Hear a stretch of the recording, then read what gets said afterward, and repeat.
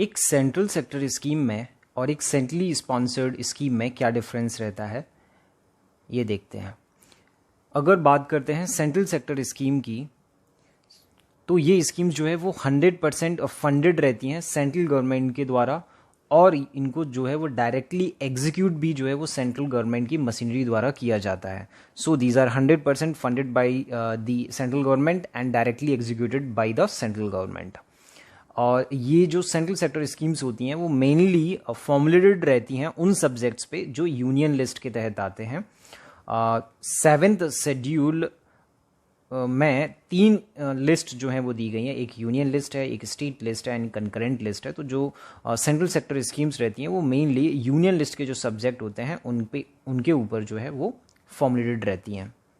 और ऑल्दो ये schemes direct states और यूटीज़ में इम्प्लीमेंट की जाती हैं, बट जो रिसोर्सेज हैं, जो फंड्स हैं, वो ट्रांसफ़र नहीं किए जाते हैं स्टेट्स और डिस्ट्रिक्ट्स जो इम्प्लीमेंटिंग एजेंसीज हैं उनको। ये डायरेक्ट इम्प्लीमेंटेशन इसका जो है वो सेंट्रल गवर्नमेंट के द्वारा किया जाता है।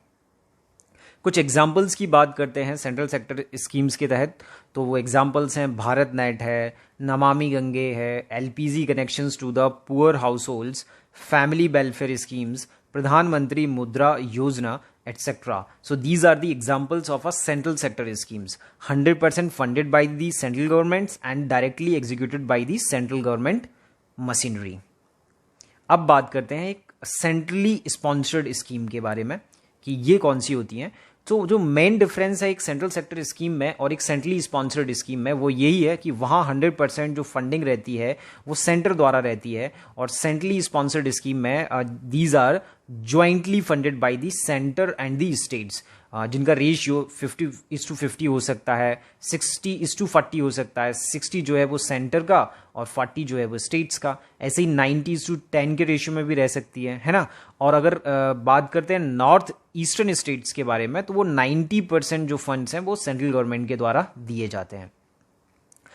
जैसा भी हमने देखा था कि 7th शेड्यूल में 3 लिस्ट रहती है, एक यूनियन लिस्ट और एक स्टेट लिस्ट और एक कंकरेंट लिस्ट। तो जो सेंट्रली स्पॉन्सर्ड स्कीम रहती हैं वो मेनली स्टेट लिस्ट के सब्जेक्ट पे फॉर्मुलेटेड की जाती हैं, और इनका इम्प्लीमेंटेशन जो है वो स्टेट गवर्नमेंट के थ्रू होता है। और जो रिसोर्सेज हैं इसमें सेंट्रली स्पॉन्सर्ड स्कीम में जो रिसोर्सेज हैं वो डायरेक्ट स्टेट्स और या फिर डिस्ट्रिक्ट लेवल इम्प्लीमेंटिंग बॉडीज़ को या फिर इम्प्लीमेंटिंग एजेंसीज़ को ट्रांसफ़र कर दिए जाते हैं, क्योंकि इनका इम्प्लीमेंटेशन जो है वो स्टेट गवर्नमेंट के द्वारा ही किया जाता है। Centrally sponsored schemes mainly 3 types में डिवाइड की जाती हैं।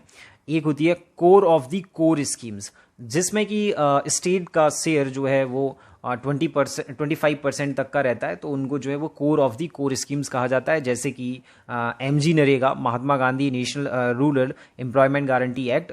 So this is the examples of a core of the core scheme, ठीक है। और जिन स्कीम्स में स्टेट्स का शेयर 25% से इंक्रीज होकर के 40% तक का रहता है, तो उनको जो है वो कोर स्कीम्स कहा जाता है। ओके और थर्ड होती हैं सेंट्रली स्पॉन्सर्ड स्कीम्स के तहत ऑप्शनल स्कीम्स, जिनमें कि स्टेट्स का शेयर जो है 50% तक का रहता है। और एग्जांपल्स की बात करें सेंट्रली स्पॉन्सर्ड स्कीम्स के, तो प्रधानमंत्री आवास योजना, प्रधानमंत्री ग्रामीण सड़क योजना, स्वच्छ Bharat mission, national health mission, etc.